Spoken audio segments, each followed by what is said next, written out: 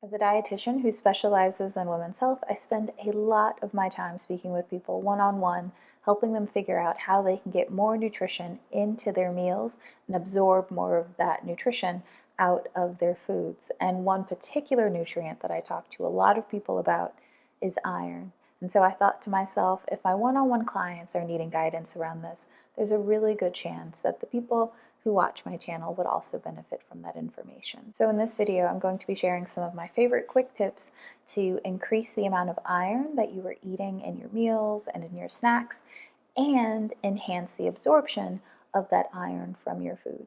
First, we'll explore some of the symptoms that someone with iron deficiency anemia or iron deficiency might experience, and we'll also take a look at some of the risks that are associated with low iron during the preconception phase, during pregnancy, and in postpartum. After that, you'll cook along with me. Now, I hesitate to call this a recipe because I tend not to use recipes. I kind of just go by the feels and the vibes when it comes to cooking, which can drive my husband a little bit crazy because it often means that I can't replicate something if we really like it, but that's just how I like to cook, okay? We like to go with the senses. We like to let them guide. So during this video, I'm going to be cooking, and as I cook, I'll be sharing some tips about why it is that I'm adding in certain foods and how those foods either are high in iron or how they enhance the absorption of iron. Oh, and one other thing before we get into the information and before we start cooking, I do want to say thank you to the lovely folks over at Caraway who sent me a very beautiful set of pans. So I'll be using that in this video, and I'll also tell you a little bit about the pans throughout the video. Okay, now we're ready. Let's get started. Let's start by exploring some of the symptoms that someone might experience if they have iron deficiency. There's fatigue, weakness, cold hands and feet, brittle nails, hair thinning and hair loss, and pica. If you're not familiar with what pica is, it is when people crave non-food items, things like ice, dirt, clay, cornstarch. So if you're experiencing that symptom, it could be that you are iron deficient and you want to go have a conversation with your provider. And if you're experiencing any of the other symptoms, then you want to go have a conversation with your provider to have your labs tested to see if you might benefit from making changes in your diet or if they recommend that you take a supplement. And if you have been diagnosed with iron deficiency in the past and you have started taking an iron supplement or you've made changes to the way you eat to try to get in more iron and to try to absorb more iron, it's really important that you follow up with your provider after some time to see if the changes that you've made are making a difference in your iron status. There's never really any phase of life where getting enough iron isn't important, but I do think it's incredibly important during the preconception, prenatal, and postpartum phases. So during preconception, it's important because low iron status is actually associated with an increased risk of infertility or subfertility. So that's definitely one reason that you want to make sure that your iron levels are where we want them to be. Also, how you go into pregnancy really does have an effect on how you go through pregnancy and how you come out of pregnancy. And I want you to go into pregnancy well so you can go through pregnancy well and you can come out of it well, because I want you to be well at every stage of your life. Now, once you are pregnant, your iron needs increase. That's for a number of reasons. Your own personal needs actually increase because you actually start to produce more blood cells. And so as your blood volume increases, your iron needs increase. Additionally, you're growing another human, and that human has their own iron needs as well. So what you take in needs to increase to cover the needs of both you and the baby. Once you give birth, it's still important that you are meeting your iron needs. And that's because you need to rebuild yourself. It takes a lot of nutrition, a lot of nutrients to recover from all that you gave, the blood loss, and the fact that your body is now healing. So now that we are very clear on why it is so important, let's dive into the cooking portion where I will be sharing some tips on how you can get more iron into your meals and absorb more of the iron out of your meals and into your body. Let's get cooking. I began with warming up my Caraway pan over medium heat. Once warm, I added about a tablespoon of avocado oil. That's the oil I had on hand. It's a neutral flavored oil, so that was the main reason that I chose to use it. Once the pan and the oil were thoroughly heated, I added garlic. Now, garlic, or including garlic in your meals, is my first tip for increasing the bioavailability of iron. It turns out that garlic can help us to absorb more iron from our plant-based sources of iron.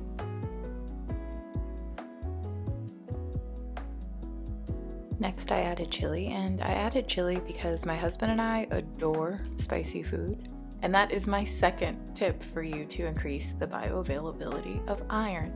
Make your food taste good. We actually have research to suggest that when we eat foods that are pleasurable, our bodies absorb more of those beneficial nutrients that are in those foods.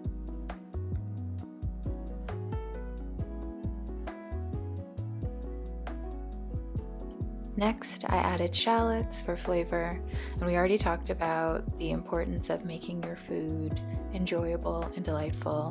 One, you just have a right to pleasure and joy, I think, in your life, and food can be one of those sources of pleasure and joy, but it also does have the potential to increase the absorption of nutrients from our food. Additionally, shallots are in the same family as onions.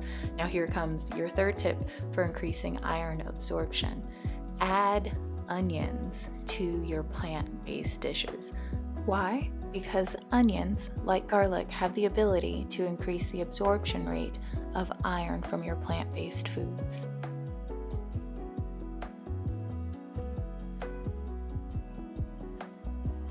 Next, I'm adding beef to the pan, or struggling to add beef to the pan, but it does eventually make its way into the pan. There we go, we did it. So I'll be browning this.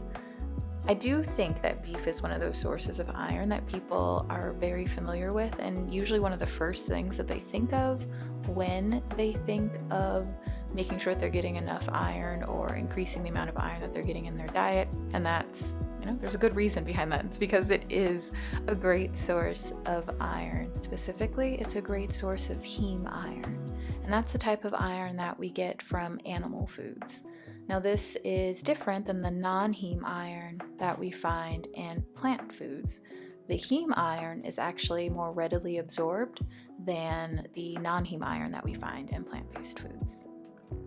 But beef by no means has a monopoly on iron. There are tons of other animal sources of iron, including but not limited to oysters, canned sardines, clams, mussels, lamb, turkey, bison, duck, organ meats, and shrimp.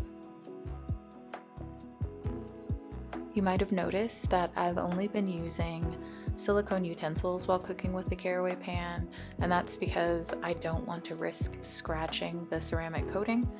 That is what allows it to be non-stick.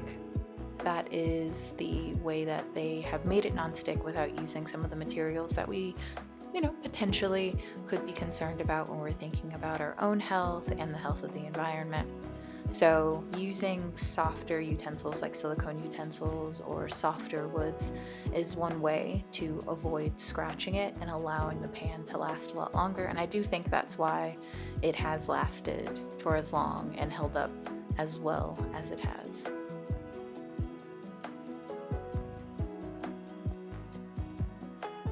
Once the ground beef was browned, I added a combination of soy sauce and coconut sugar because I like those flavors together. I think they're quite tasty. Typically, I would also add fish sauce.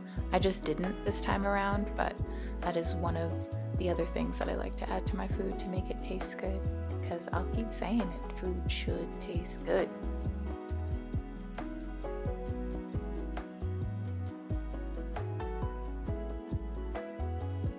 Next, it was time to add in the bok choy, which does provide a small amount of iron in addition to being delicious. Now remember, because it's a plant-based source of iron, it is a source of non-heme iron, which is not as readily absorbed as heme iron, the iron that we find in animal products, but that's okay because we've added in iron absorption enhancers. Remember, think back to the garlic, think back to the fact that we made this taste delicious.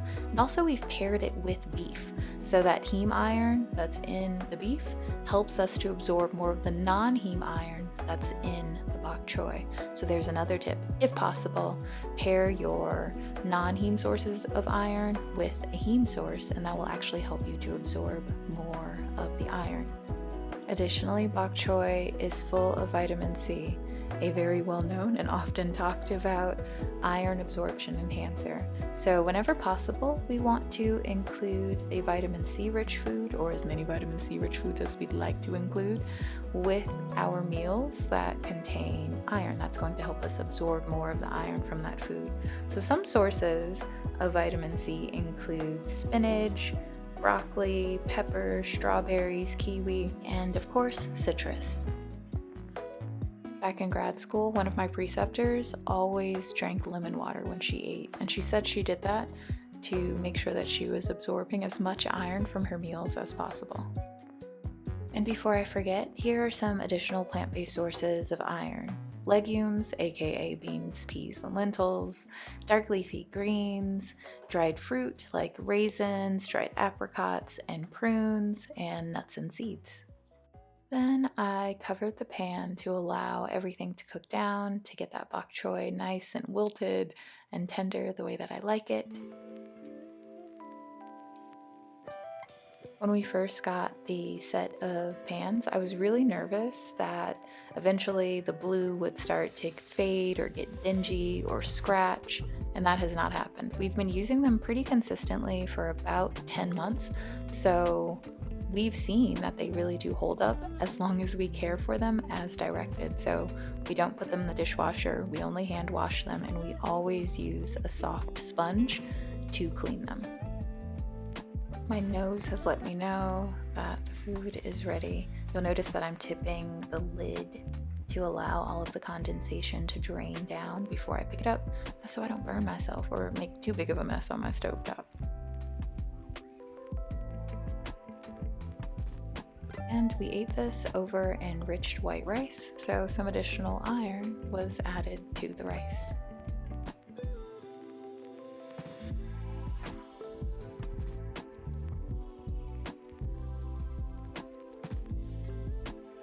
Thank you so much for sticking around to the end of the video. I hope that you enjoyed it, and I hope that you found it informative and helpful. And thank you again to the folks over at Caraway who sent over the lovely set of pans. If you are watching this video and you're like, you know what, it's time for me to get some new pans, or maybe it's time to gift some new pans to someone else that you love or just like, then definitely make sure to head down to the description box below where there is a link to learn even more about Caraway's cookware. Enjoy the rest of your day, be well, and bye for now.